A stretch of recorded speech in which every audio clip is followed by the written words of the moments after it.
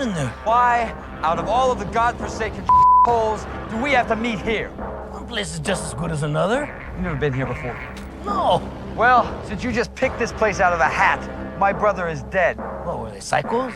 They look like psychos? Is that what they look like? They were vampires. Psychos do not explode when sunlight hits them. I don't give a how crazy they are. I just want to hang out. No big deal. What's up, everybody? And welcome back to another YoJoeJerk toy review. I'm your host, Ward fucking Cleaver, and today we'll be looking at the G.I. Joe 112 Collective Snake Eyes. All right, let's take a look at this box. We get the beautiful original card artwork from the vintage toy. On this side of the box, Snake Eyes, G.I. Joe 112. And on this side of the box, more of the same, just logos. On the back of the box, we get a look at Snake Eyes and all-included accessories. Top of the box, logo. On the bottom of the box, you get your legal shit and your barcode. All right, let's get this sucker open. And because it's a Mezco, there is no sticker. So all we do is just pop this sumbitch, and we're gonna do it slow, so pop. All right, we'll get that out of here. Yeah, and it just looks like a bunch of plastic in there, so let me get the aerial view going. All right, so we're just gonna pop this box. Ooh, and we'll take the quick look at this, and ooh, look at that figure. Look at all this stuff. We'll go over it in a minute. All right, bottom tray. We get our doggy, we get our bag, we get our stand, and we get our two doggy heads in there, and it looks like some kind of hand effect. All right, friends, and we're back. And let's take a look at this figure. And let's take a look at the head sculpt first, and it looks like they pretty much nailed the mask. You can't really fuck this one up, but they got the under the chin thing right. The visor itself is in like a silver paint, but it almost borders on copper. They did nice seams all along the top, and the back has like this techie look to it. But all in all, I mean, like I said, you really can't fuck the Snake Eyes head up. All right, I take that back. The movie Snake Eyes classified figure's horrible. All right, and down to the boots, we get this nice sculpting. You can just see all the glossy paint in there. That's really nice. Oh, his ankle's a little loose on this side because this one's pretty tight. That kind of sucks. It moves around. No problem. Doesn't go forward all that much, so he's not gonna get into that many dynamic poses with these kind of ankles. And like I said, this thing is just so loose. Look, I'm like barely touching that, but this one's pretty good. At the top of the boot, you get that swivel, real nice for range. Lots of articulation in the knees. He can't quite kick himself in the ass, but that's pretty good. The pants actually look really good on this figure. They're baggy enough where he can do like some maneuvers. You don't want to go too far. Up here on his thigh, he's got all these pouches and a built-in holster. We got glossy paint in there. Straps look really good. They're sculpted really good. Even up in here where it connects to the belt, all that fine detail, the clips up around the waist. You're just getting all these neat little pouches. Nice sculpting back there. There's a hole back here. We'll take a look at that in a bit. But more pockets, more pockets. And speaking of pockets, he's got more over here on his left leg. Just all that really good sculpting.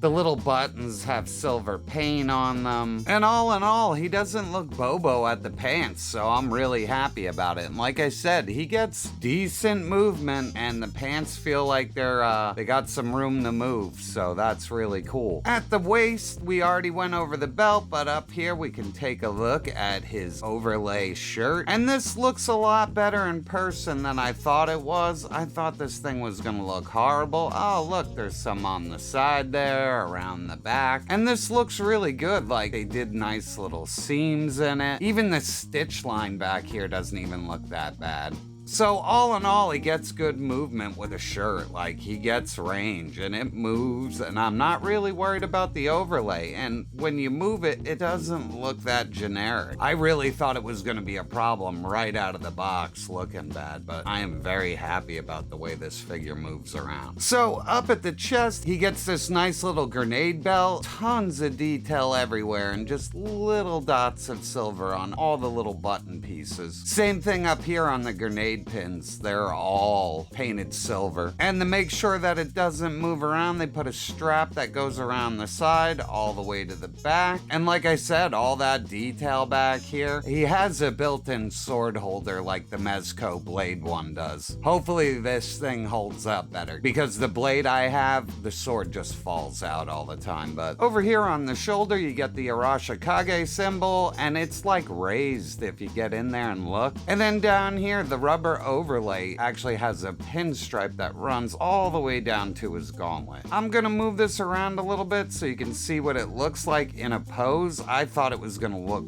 way worse than this. And this, I'm not even saying looks bad, but I was really worried about this overlay looking horrible, and I actually like it. And over here on the left arm, you get the same thing, just no symbol, and his arms just move around really good. So it's almost like a hot toy, like rubber overlay. Like, it looks really good once you start posing him out. In the dull position, it's gonna look a little weird, but once you start posing him, he looks pretty fucking badass. So back to the arms, they move around really good down here at the gauntlet slash glove. Lots of detail, lots of glossy paint just everywhere to make it stand out really well and make the light reflect really good. Like, the blues just come off this so good. So on the left arm, it's the same thing, just lots of glossy paint and nice detail in there. And then just at the wrist, it's that standard Mezco can go in any direction peg. Now we're gonna take a look at the accessories, and he just comes with a shitload. So first up, let's take a look at timber, and right away you do get the vibes of the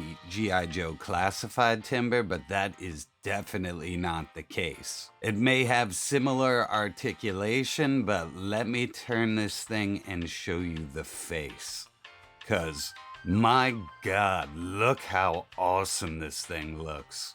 Down to the gold eyes and the shiny glossy paint on the nose, the multiple layers of paint all over this thing just is awesome. So here's a look at the underbelly. We get a look at those little toe beans, and they are painted fantastically and sculpted really well. You also get pretty decent ball joints in there, so the legs have a little bit of room to move. You can see them in there. They're ball joints. You just gotta go easy, because this is Mezco. This is not Hasbro. It will break if you fuck with it too hard. Up here on the neck, and there isn't a ton of movement, but it still has some articulation down here. You don't get much wiggle, and the tail is just on a swivel. Like, you can't move this thing around. Like, you'll totally break it. Like, I totally want to try it, but it ain't gonna work. So you get a static tail. And yeah, it gets a lot of movement, but you gotta be really, really careful with these paws, because they don't move around that much. And like I said, the neck has a little bit of range, but it doesn't move that great. But it looks damn good. And here's your timber comparison. Here is the original release timber, the Mezco right here, and they both look fantastic, but I think I gotta say the body looks a lot better on the Mezco as far as a wolf. And the slimness of the face as well is more wolf-like. The classified wins because the tail actually moves all the way around any way you need it, where this guy just cranks around in a circle. All right, and let's look at the extra head sculpts on this guy. We get the snarly face, and my goodness, the paint in the mouth looks fantastic. The ears back and down is awesome. And this is where it's gonna shine, the extra head sculpts. And look at his nose all tweaked up into the air. That's just some awesome sculpting. And the attack head, and the mouth is painted awesome. We got that blue ass black tongue going on. And like I said, this is where it shines, the extra head sculpts. And if you're not doing crazy posing, it looks amazing. All right, now that we got that out of the way, we're gonna start looking at the weapons, the hands, and all the other fun shit. And then we'll put some of it on the figure, and then we can get the fuck out of here. First up, we're gonna take a look at this little pack, and you get like that submachine gun Uzi. We get an extra magazine with one that's loaded in there, 2 sets of kung fu knives, nice little pistol, and an extra magazine. Over here, let's take a look at this. You get a 3-piece kung fu rod there, some grenades with nice paint on them, an array of throwing stars and throwing knives. Yeah, and just all tiny shit that I'm probably just gonna leave in here because I'll just lose it all. Over here, we get a sword pack and some effects, so we'll take a look. The sheath for his iconic sword that they've been using for him for a very long time. We get his blade-esque ninja sword here with the sheath. Down here, we get a blast effect, a knife, a sheath, and over here, it looks like we get a suppressor for the pistol. And last up, we get this array of hands. Let me get the tray top off, and then we'll take a look at them real quick. All right, here we go. We get trigger fingers, open hands. We get grabby sword hands. We get kind of open hands. Another set of kung fu hands, more kung fu hands, and open hands. And yeah, here's just a better quick look at all the glossy paint and detail. So for the right hand, you have this built-in ninja star throwing hand. And we'll take a look at it, but it is just a cool effect. I really dig it. The paint's good. I like how it's clear. And yeah, we'll look at this on the figure in a minute. And speaking of which, we also have a grenade tossing hand. So you have a little grenade with some smoke on the top, some clear effect down to the hand tossing it, and yeah, that's a lot of... And the last thing you get is a G.I. Joe stand. It's your standard Mezco stand. You also get one of these guys. They're really good. Probably my favorite stands in the business. Here's a quick look at the submachine gun. I think it's an Uzi. And man, the detail is just here. There's magazine does come out. Ports back in, no problem. Here he is with the machine gun in one of the open hands. And here he is with pistol in his hand. Fits in there perfectly. Gun ports into the holster, no problem. And all you do is just pop that over and then it's in there. Good storage. Here's a closer look at the tiny knives, and they look awesome. And here he is with the dual knives, and they actually look a lot better than I thought they would. I thought they were kind of corny, but like I said, once you start getting them posed out, they look amazing. He also comes with this standard sword, looks really good. Through handle, be very careful, this is flimsy as shit. It also comes with a sheath, and this is the one you want to clip onto the back. We'll take a look at it in a second. All right, and I connected the sword to the first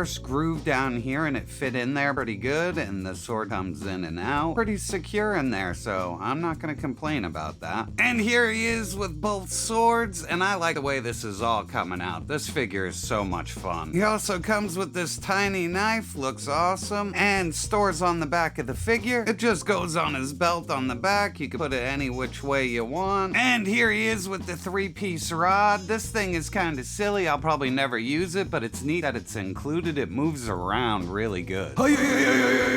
Here he is with one of the ninja stars, and they're fun. They're just gonna be really easy to lose. And here he is with the shuriken. And here he is with the grenade tossing hand, and this is fun. And here he is with the ninja star throwing hand, and holy shit, did they put a lot of detail and time into the design of this, and it looks fantastic. And for size comparison, we have him with my Kit Bash G.I. Joe Classified Snake Eyes, and we have the retro carded Snake Eyes. All right, and here he is with the other Mezco G.I. Joe figures. Now, my only problem is Roadblock's supposed to be a big guy on the show, and they're the same height. The scaling, everybody's gonna be the same height. And we all know Roadblock should be about, a foot taller. But it is what it is. They do look good together though, so I'm still excited about all this. And here he is with more classified figures. We have Roadblock, and we have Dr. Meatball Fender. And last up, we have Zartan and Snowjaw. orb. So at the end of the day, and my final thoughts on this figure are, he's pretty damn good. I mean, he's very bland. Snake Eyes is dressed all in black. There's only so much you can do. And also with soft goods and plastic overlays. I mean, this thing looks fantastic. I like everything it came with. I probably would have preferred a commando version of Snake Eyes. My only real gripes would be that the scaling is off, and just watch the feet on the dog, because I almost broke one of the back feet. Like, it almost just totally happened. Like, I heard start to give, and it's probably gonna break on me over time, but that's my own fault for pushing stuff too far. So my rating would be a 6 out of 10 on this one. I mean, he's not a must-have, but he is an awesome figure. And that's all I got this time, people. I'd like to thank you for stopping by, and I'll catch you on the next review. Holy shit, you made it through the video? Don't forget to like, share, and subscribe.